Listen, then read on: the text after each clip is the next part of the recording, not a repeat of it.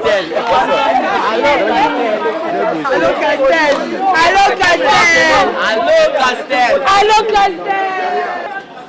Léopard, jamais Topola. Bagène, y'a swag, y'a bien, papa, maman, balobi la ta t-shirt, jamais Topola. On a pour soutenir Léopard Mabiso, Nyonso.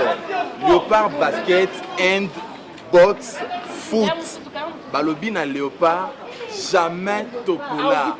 Marque déposée, y'a moi Namboka. T-shirt, y'a propre. Bagène, y'a bien, y'a tendance. On a pour soutenir Léopard, salon à t-shirt Léopard, jamais Topola. Cinéma World, peace. Bonjour très chers internautes de Cinéma World Plus, bonjour à tous ceux qui nous suivent de partout sur votre chaîne que vous aimez beaucoup, Cinéma World Plus. Bienvenue dans votre émission Talandé, une émission socio-culturelle créée pour vous divertir, vous déstresser et vous animer. L'émission Talandé à la présentation, celui qui assume la présentation, c'est votre humble serviteur Énergie Fatale, autrement appelé 3 fois Tonton Moton Atembe. L'émission Talandé reçoit pour vous un artiste, c'est un artiste rappeur, chanteur, compositeur, l'auteur-compositeur de la chanson Léopard, jamais Topola. Alors, à travers cette émission, on va vous faire découvrir Bino Nanya Yemba, Nanya Pesa Makambu, Nanya Sala Makambuana. Il s'agit bien de l'artiste Stani BNB. Mais avant de recevoir l'artiste, je demande d'abord à la régie de nous balancer une chanson de l'artiste pour faire plaisir à celui qu'on appelle Nathan Mouché, Shadrach Mouché, Mama Sophie, pourquoi pas Moïse Kalonji et à tous les internautes de Cinéma World Plus. C'est parti et puis on revient tout de suite après pour la suite de cette très belle émission Talandé.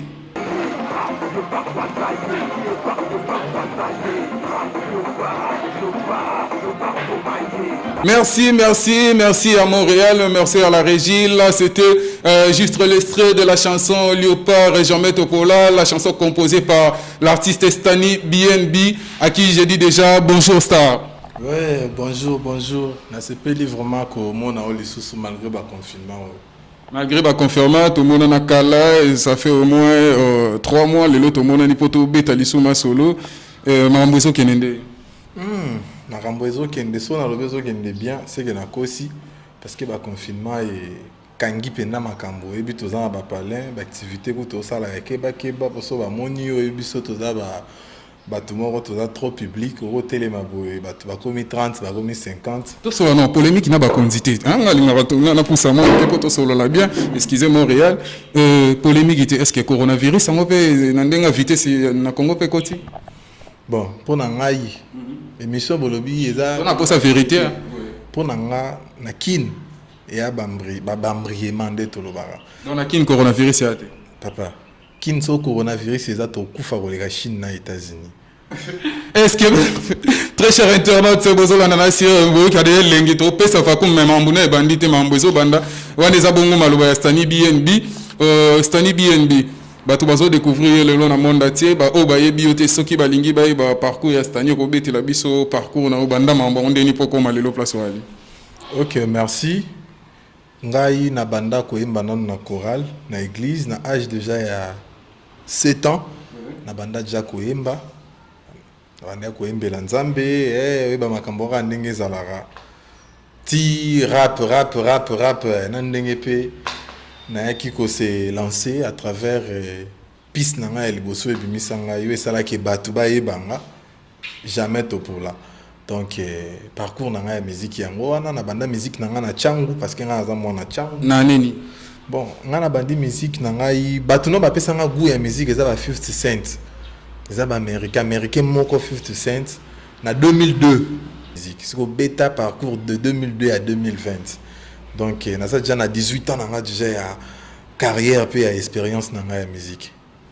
18 ans de carrière, 18 ans d'expérience dans la musique. Première chanson, ou beta kitango bandi po toyebi mototu artiste tout en banda bazana logo aliboso oyo ye achakana nous pour et confirmer logo aliboso ni Stani achana marché. Et logo aliboso na roloba wana tangu tozana na ghetto. Na beta nzembu ya liboso ezalaka Negro à danger na master nangai Rigoville nzembo ya liboso tobetaka yango wana basérie wana oyebi baobenga biso no UPA bakepi bapantalon minene banini tula. Donc nzembo yanga liboso nabetaki yango wana ezaki na nini nzembo nanga liboso nabetaki ezalaki na 2006 Negro à danger ton ayobeta yango na 2006 na quartier pe bato pe bakomo pointe ya série wana studio ezalaki no kokota mwa pasi so bayoki oke no beti nzembo na studio c'est kokomi pe déjà na baniveau yango mais Dieu merci ton aye penda ko concentrer ndule ko kangama pe na mwa ba collègue ya ina ko beta pe mwa ba tour kuna parce que nga naza artiste moko intelo alors nde na yiki ko kubisa lisusu musique mingi na ve na nga Jean Goubal na pesi ba mbote sikazali vieux Jean Goubal Kalala que je salue aussi. Donc tant na yeko sala moi tour na est ya pays nde na yiki ko zali kanisi beta nzembu ya jamais topula oyo toko lobelela ngo kala mingi te. Tango yeko beta obeti tour mboka nde kozwa likanisi ya kobeta chanson jamais topola chanson jamais topolo beta kyango ezaki na aneni. Bon jamais topula na beta kyango ezalaki na tant tozaki Chan Auto Taki kozwa tant tozalaki na coach Florent Ibenge parce que moi-même j'étais là sur le terrain natala Chan na Rwanda parce que wana nazala na Kisangani Goma nde na kota Rwanda. Donc na moni ba joueur bando beta mingi fimbu surtout joueur na biso master na ngai bolingi pangi na pesi bambote sika azali nde na yaki kozwa inspiration ate ngape fona beta nzembo mpona ba Léopard jamais topola tant au gagner Rwanda na kitaki na terrain parce que va permettre ba congolais tout ba kita na soli na coach Florent atienga contact na venanga na pesi mbote muto asala keno ba yebanga ba yeba pe jamais topola directeur Kabulo mwana Kabulo ya RTNC légende ya ba journaliste sportif nyonso na Congo. Donc c'est par là on a bêti jamais topola tant to yekin allez na sirbino mo ba journaliste bozana boyebi ni jamais topolé sala na kin. Et toyebi o chanson jamais topola et Sarah Naki chanson ça qui succès mais ce qui n'a encore pena na mozindo mais rolinga pena ko expliquer ba internaute c'était mais rolinga yo moko développer en chanson jamais topola et ça qui rage et ça ba moko ya ba réseau de communication na biso o azo ki pe chanson na yo sans autorisation na yo a chakango sonnerie d'attente mais au ko éclaircir na ba internaute so ba Hollande dossier wana et ça qui ndenge nini et puis bosuka ndenge nini. Bon, pour éclaircir les internautes, c'est que tirer toujours oreille na population, na public Zolanda biso. Au moins ni mboka na biso, wana eza opinion nanga. Pour nanga état de droit na mboka oyo. Ezara non ya bango ba politicien. Et kitino n'est pas biso ba petit peuple té. Kutala parce que nakuta na ba journaliste bino boza ba journaliste minene. Au moins na mutoye biso moni nzembu no wana. Ndenge réseau ane yibango Vodacom fo tanga kombo ndenge Vodacom eza publicité te mais to tangika kombo so ezala na bamboka direction commerciale bo traiter nga penda rigueur te eza nango pib mais artiste azako dénoncer o ekomela et donc c'est volume c'est une direction commerciale ouais. Donc si je peux continuer Vodacom a Zwinzembu nanga depuis 2007 a utilisé ngo pendant 2 ans Kanya 2017 na Kanya 2019 ouais. Balobi avant que funda monte faut que lukaye na ki na Vodacom bon tellement peu ba série wana na zalena on est le côté na ya ni moto ni vélo Vodacom a moninga aventurier ndé na combien ko leka na ba télévision ko lela Vodacom a utilisé œuvre na ba preuve Vodacom a tinda ba message na ba téléphone ya batu na kombo nanga Stani BNB Vodacom alingaka wanga na oni nezo prouver biso que neza nzembu na yo Dieu merci nazala artiste na sa filia na Sokoda et loko sala que non ba mais qu'un peu ko reconnaître Vodacom akomi ono bien biwaneza kombo na yo te na ebisi bango ba artiste nyonso mondialement bazala na ba sobriquet na bango ba artiste nyonso même Michael Jackson bazala na sobriquet na yo ba master ni ba bando bengela ye donc ngape bien biwaneza kombo oyo ba master na ngaba bando benganga yango moni na chastani na chana bien bidon stani za kombo na nga bien bi eza sobriquet na nga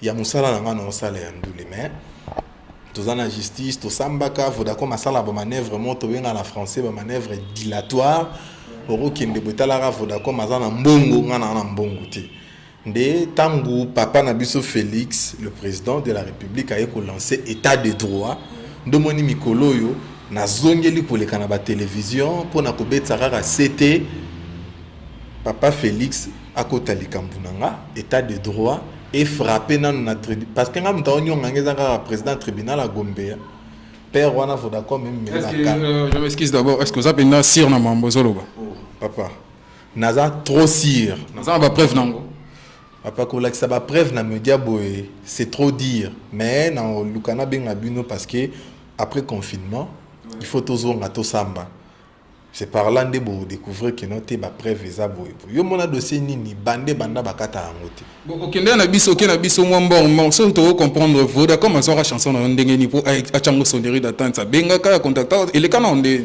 voda comme a benga na chombo to sélectionner deux meilleures chansons à Léopard eza Fimbu na yo soko koki koya otangi contrat na biso comme ça biso to benga yo pour tout le finaliser makambo to chango sonnerie d'attente na kenda na Vodacom ko kende na kei Vodacom déjà na kati ya serveur na ya ba sonnerie d'attente jamais to pola déjà zalaki parce que na contrat na bango ba koma nini ke biso il faut to zwanzembo wana na avena ya artiste donc avena ça on dirait autorisation na nga donc ngande na opesa parce que na za banzembo ebele ngande na opesa bango ke noté le roi bolingi contre ça ya jamais to pola na ko sala ngo par écrit donc un avena provenant de moi l'artiste Vodacom déjà na serveur na bango bazala déjà na nzembu nanga tant to keyi to sololi na bango to solola très bien et comme on a boutou nango à l'époque venanga Ideni Kambai yazala ministre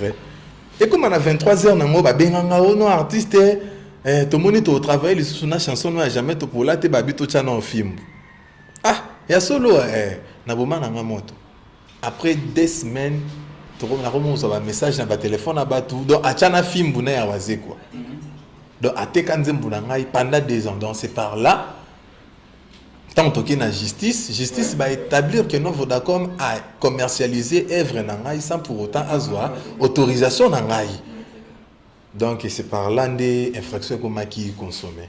Oui, c'est parlant des infractions comme qui consommé. Ce que pour tout fanda kana dossier wana te pour tout conclure na dossier wana to kota penda na eloko eza motuya base penda ya émission tolande bosuka dossier ce que ils ndengeni pour le moment bosuki ndengeni. Et puis ndingi oyo ko senga na justice na biso to pena bakonza mboka pona dossier oyo. Pona osuki salilo basuki za justice ya suka ezalaka epa nzambe. Justice ya suka eza nzambe. Nzambe wana ka pe muta permetaka oké o corrompre esimbi ezayi. Kaka yepe kaka un jour okende pe corrompre boy et simbate. Donc mbula ebetaka pe sila. Balobi dossier à justice boro ke nanga tata nanga na ko kufa ba nanga pe bazui relève nango. Donc dossier à justice c'est pour la rater. Na yebi que un jour Vodacom a ozongisa ngana ba droit nanga. Si réellement état de droit oyo mokonza mboka zolobela na sengi na ye papa Fachi ndenge akomi déjà ko frapper déjà ba baoba ako taper likambu na ngai Vodacom soi-disant leader dans le monde cellulaire mais ako ko futanga mbongo na ngai ti to mona ka misa ba petit na biso ba superstar ba nini notanga ba kombo na bango te achila bon ba 100,000 ndena kenda ko luka iso ba binganga chilanga ata $50,000 neti petit nino ba bimisa oyo yebi oyo tanga kombo te kola ko tanga kombo no tanga kombo ya collègue nanga poso ba petit mikolo so benge petit comme yono amanke nga respect na pesi mbote na collègue nanga ya musique ozo sala fierté ya Changu Gaz Mawete mwana na biso Petro Congo donc yende pe nazo sala ndeke noté po ba jeune talent musique ye biso to za biso ba vie mais petit na vitesse abi fo ndima mutu petit roman na ba vitesse na ye. Donc c'est sans polémique na ndule vena ostani abi comment on a vitesse on a sans polémique alors stani BNB to kota sko na base du sujet babi chanson oizo ça la rage et kangi monde entier pasteur Tchanase mais avant notre bétali sur la chanson on a ozonga na régie na osenga na Montréal a balancer juste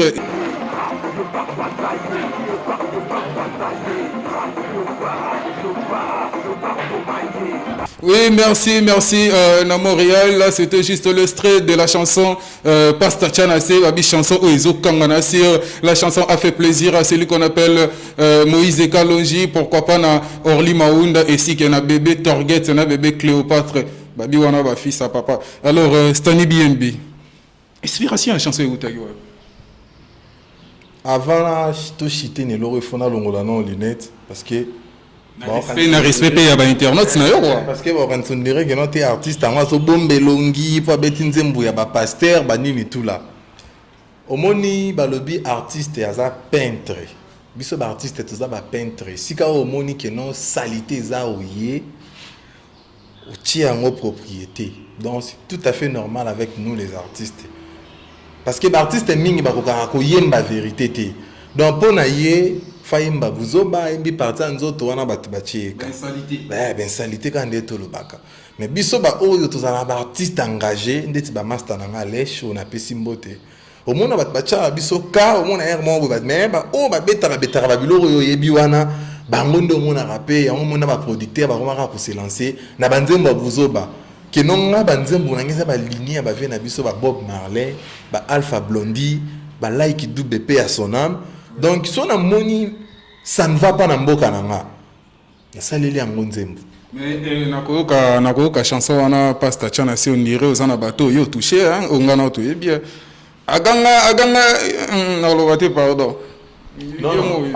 Na nzembo wana natangi komba mutu te. Omoni nzembo wana kutu na betaka ngo période ya ba vidéo ya pasteur Moïse Mbiye soit-disant ba vidéo oyo yebi ba frère Mike Alamba ba ola tsanga berate yonde mutolo ba malobeza yo oyo ba internet ba yebi hein mission oyo eza vérité nde mission totanga na ba kombo do eza vérité na loba donc il faut to loba ko banga te eza kimia parce que esika no boyo sala mission be ya lupanga nani il y a le grand prêtre notanga te yo moloba il y a le grand prêtre Claude Maluma. Donc babi moi na mokonzi akotaka bolo côté. Donc tozolo bande vérité to fingate parce que ba doit comment confondre vérité na insulte. Nzemba Pasta Chana somoni mikolo ezui lisusu en vol. Eza parce que papa na biso to yebi, président na biso a Renaissance, papa na biso mukuna, soi-disant lisusu. Ba vidéo ebimi po na ye. Ezala montage te ye mo wa yebi. Kasa lisoni. Tout le monde la vidéo, tu n'as pas Jeep. Ah, ça la chibambalote. Coller la thé.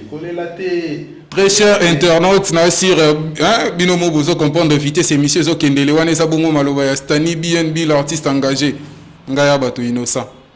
Mambunde cheye. Tout le monde ba vidéo. Allez ba journaliste. Non mon binobe bo bengi ngati. Parce que nzembo wana ezoleka na télévision. Tina yambi on émission talent des émissions yambara batala yambara n'importe qui te. Ya liboso no parce que tu es talent. Deuxième des choses eza iloko ou tirobeta Pasta Chanase. Mais écoutez la chanson au sentir que c'est comme si tu as adressé na pasteur na biso exemple. Aganga gege akosa biso Jésus biso toto yebi mutaganga gege. Bazo ba vidéo na publier na ba Facebook ça na ba kotazo biso tout oyebi komi dansa ya nani dansa ya fait na biso nani Eric Mandala biso tout oyebi frère wana sala ba jeu.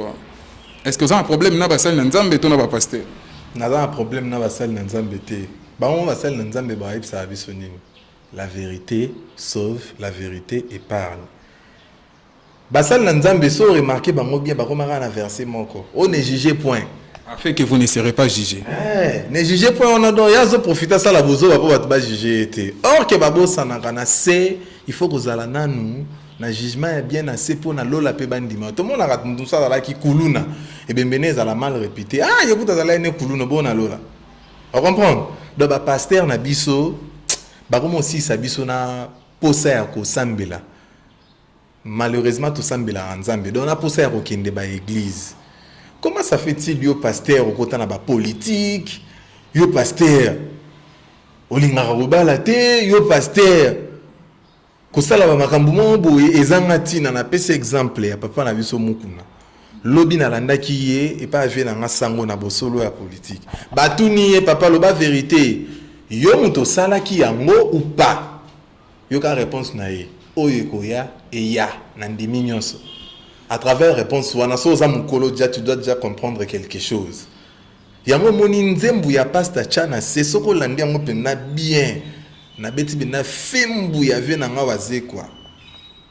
Wana na Belgique, na France, na omona tanti na ni na Belgique, ani Dembo, na omona sœur na nga Mireille Bianchou. Abi 200 € epaneze lo côté sœur Rolanda libanga na yo. Donc nzembu ya pasta chana c'est o nga na zala matumboli na tumbola ka batu na banzembu na nga. Oh, est-ce que nga na woko taka studio na bebi simbo na nga na studio pour na tumbola batu? Te nazolo bande vérité. Oye na mikolo na Congo babosa na bango ma corona. Alors, Stani BNB, Mikolo na Congo, Babosani, Likambo Corona, on est arrivé pratiquement à la fin de cette très belle émission qui est l'émission Talandé avec votre humble serviteur Énergie Fatale. Mais Tolingi, juste pour conclure, Stani repère sa programme nayo et puis Naoka qui est en studio, ils ont préparé single, on est en combien de chansons? Single on est en 3 chansons. Mi balé déjà Betami, déjà na Bimisi et tikali nzembu moko, babi nzembu wana. Titre nango za état de droit. Yo bozo fia collaborateur état de droit kota we mais yo veut dire quelque part to kili solo que Stani pa kota na showbiz. Ah papa. Kopo boyango bandaka babile lo ndimi. Te na Congo très cher internaute on est na commissaire likukuma na bisa bino na kosuwa yo moi fi munde zongeli. Okota na showbiz na kosi. Jamais. Na ngaza mwasi, naza na mwasi. Bon, bataba showbiz be bazara na basi. Mais nga jamais na kota showbiz. Na beta ko banzembu na finga bata showbiz, bonga na kende showbiz. Izala na ngope. Jamais. Nga sala showbiz te. Nga sala showbiz na mwasi na nga. Na sala showbiz na mobile te. Comprendre? Parce que na sala showbiz, mais Mireille Bianchou na poto esika za inanga kalatine de la nga ku balarte. Mais Ani Dembo pire venanga trésor qui mbuta mais basala nga ba play te. Donc showbiz eza na batu nango. Ngaso na kota showbiz na musique nga na yebi. Mais na komaka ndenge ba o wana yo yebi wana. Merci Stani BNB, Stani BNB sur kota showbiz mais lelo na musique yo yebi ça comme musika. Alors quant à moi déjà, je vous dis bye bye, c'était votre très belle émission, l'émission Talandé avec votre humble serviteur Énergie Fatale Motonatembe. Mais non aussi c'est pas na papa, on a clôturé na. Oui, na opesa bongo mbote na bongo na mama Jeanne Balanga libanda mpanzona mama Jeanne Balanga na bosanité ma sœur chérie Abetine Teka na France na bosa bongo te Cécile Bilonda na France et puis mon ami personnel Patrick Sandougou veut dire Yaba Sandougou hein ezaki bongo Énergie Fatale na ozongisa micro na Stani BNB moi qui dédicace et puis a receveli biso na eloko oui, ils ont dit ça kini. Donc, quand on live, Pasta Chana c'est parti. Totimbeli bino, Pasta Chana Basali Yanzamba Lokuta, Pasta Chana La police, Kangaye, yo. Kangaye, yo. Nani? Kangaye, yo. Osambwe. Na pesi mbote nanga, na grâce motete.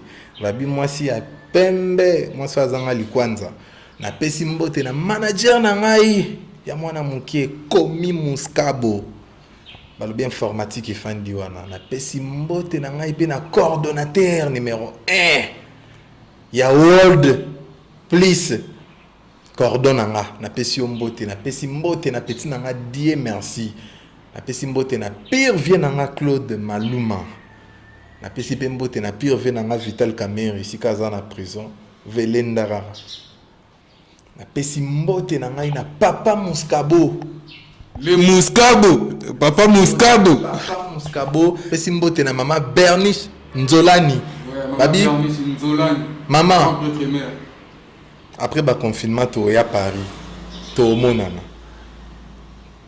matosi ya dégâts na tikala o mona te mission internet basa elango na caméra 4K boumela mère boumela na pesi mbote na mwana na moko ya mobali bébé Kerdi esikoza na pesi ba mbote boye ba artiste pas responsable quoi na pesi mbote na libota na nga mobimba nzamba batela biso to kufa na corona ya lokuta te na Kinshasa to komonana bye.